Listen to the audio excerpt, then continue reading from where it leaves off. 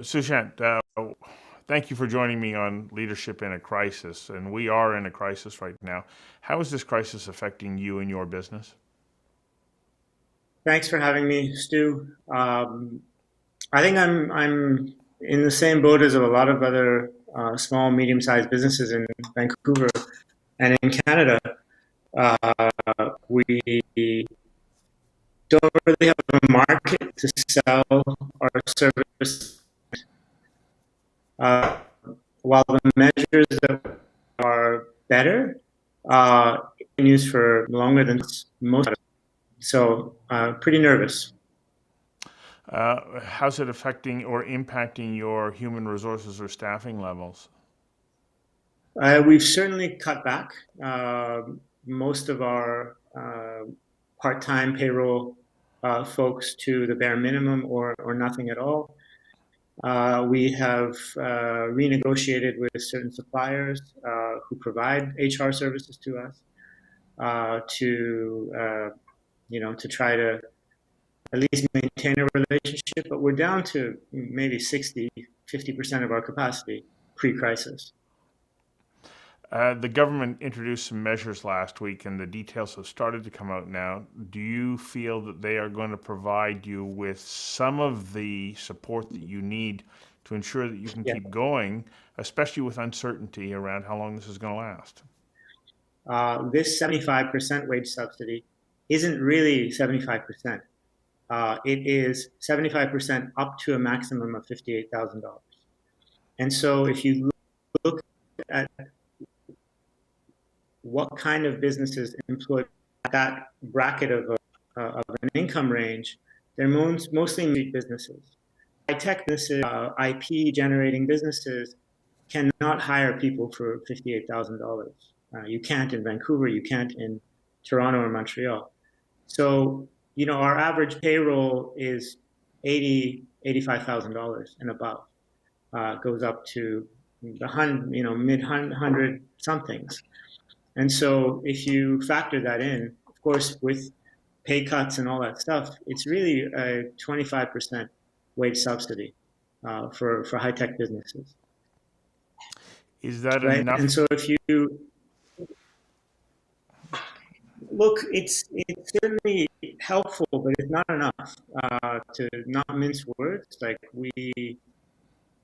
It's not enough because the sales cycles for tech companies are long, particularly enterprise tech companies selling their enterprises. They're 3-month sales cycle, the 6-month sales cycles. There's no market to take products to, right? So factoring this in, there's going to be a liquidity crisis for a lot of these types of companies, including ours, if things don't change. Either the market doesn't change or incentives don't change. How long do you think that you can hang on in the current situation? It's a good question. I think that our best case is 5 months. Yeah, that's better than some, but it still is a very uncertain future.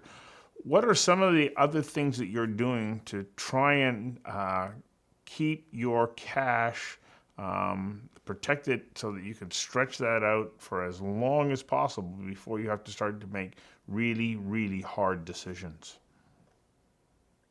So it starts with this of, I think, first is non-essential. One has done from rent to extra space, subscriptions, suppliers, all this sort of stuff. Cut them or reduce them to the bare minimum. Second, I've talked to staff to reduce the salaries, reduce their hours, and in exchange try to create a time bank for those hours or convert into equity into the business so they have a greater share of the employee share option of the business. So those are ongoing discussions, and I think we activate those things as the situation deteriorates more. Third, that we've explored is to do a financing round at this stage at a very low valuation to try to secure the resources we need for keeping the lights on for at least 12 months. We don't think this is going to change for at least 12 months. At least the market to come back and be ready to buy services from tech companies isn't going to change for, it's not a 3-month fix. Right. Well, some of your customers or clients are global, and I gather that depends on how the interplay between markets for them starts to respond so they can start to ramp up before you're going to see the benefit of increased business. Absolutely. So our biggest customer was an airline. They were the largest airline in the Middle East, called Etihad Airways. They have, as of last week, they have grounded all their flights for the next 3 weeks. So they're at zero capacity in terms of operations and just gone through a whole layoffs. And it's consistent with every, I think, globally. Airlines, tourism, cruise ships, hotels, restaurants. No one has business. And when the market comes back, they'll be the first ones to be able to respond quickly. But they are a feed to a lot of other smaller businesses. They require the services of others, but they need to come back on before others can also prosper. And so we're in that kind of a situation where our faith is to connect a lot of the global market. Yeah.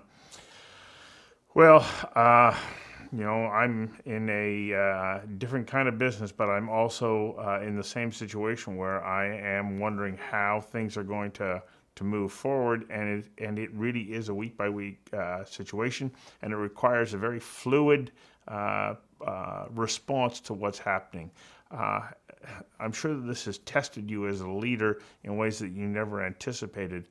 I'm hoping for you, the way that I am for all other small business people, that we can get through this, and that as a community of small business operators, we can survive. Thank you for taking your time to have this conversation with me.